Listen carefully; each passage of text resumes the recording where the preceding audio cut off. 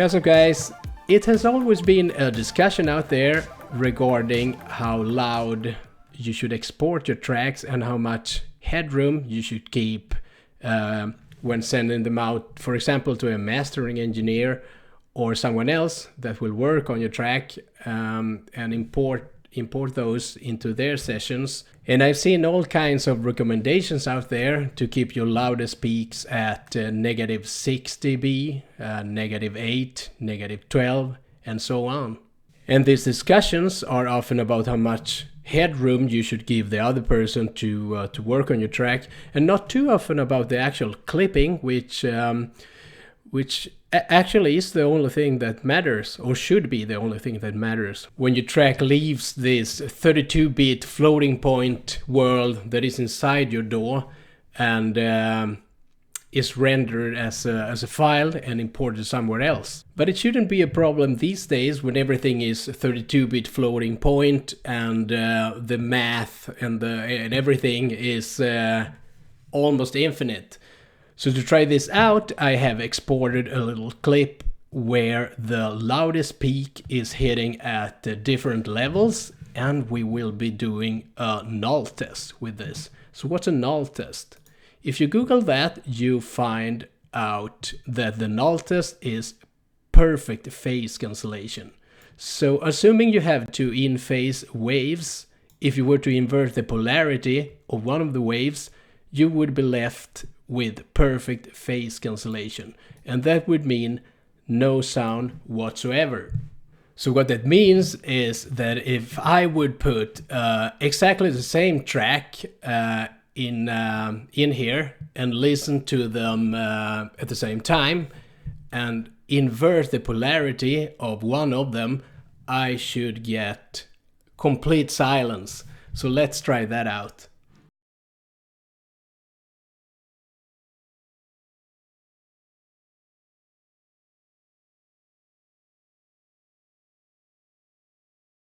Alright, so the first guy to bring in here is the loudest one of the pack, peaking at -0.1. And what we're saying here is basically if you stay below 0 dB full scale, you should be just fine. Next, peaking at -6 dB. Next one, -12. And the last one at -20 decibels. Into the red track here, we will bring in a guy that shouldn't be allowed to be here because he's too heavy. And that guy is peaking at +1 decibels, which is obviously above 0. And when I exported this file, all the information that is above 0 could be corrupted. So, but I wanted to have this in the test as well to see how it turns out. Alright, so let's play around a little bit with these clips. You see the waveform gets thinner and thinner, meaning a lot of headroom, especially down here at -20. We're just gonna listen to them. -20, -12, -6,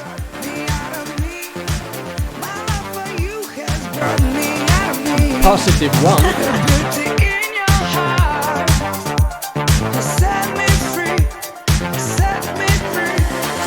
And the one that is as close as possible to 0. Set me free. Set me free. Come on. My love for you has got me. So this one here means no headroom whatsoever, but we will do the null test. So again, in order to do this test, we will be playing two tracks at the same time and having the phase inverted on one of the tracks. You do that in Ableton with the utility device with these buttons down here. And if you read here, it says that if engaged, the signal of the selected channel is inverted. So we do that for the left channel and the right channel. We activate that and have this one activated as well. And what I will do here is bring down the level, the gain level, to match the -6. Let's go. And see if they cancel each other out. Let's go.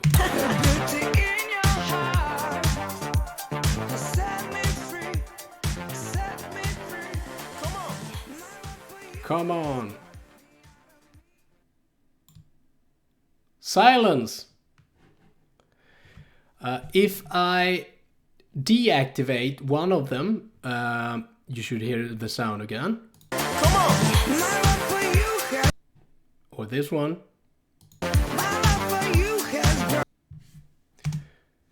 So they seem to cancel each other out perfectly. Alright, next dude here at -12, a lot of headroom compared to the no headroom version up here. We deactivate that version, activate this one, and we go the same way around. Let's go.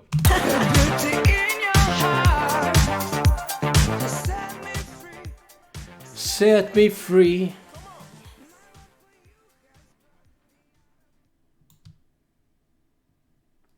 Silence again. And this guy at -20, like that. We reset and let's go.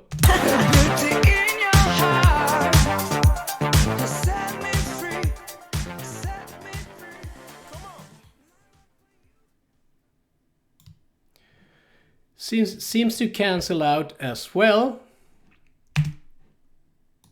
And the last test with this guy that is clipping here, I think they will be cancelling each other out too until you hit that peak that was above 0.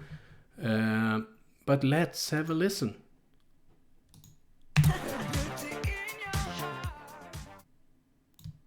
Silence. I don't know if you can hear that on YouTube, but I think the clipping is when the guy says, "Come on." Listen to this. Come on! Come on! Come on! Like here. We put both of them playing and cancelling each other out until the clipping. Listen carefully.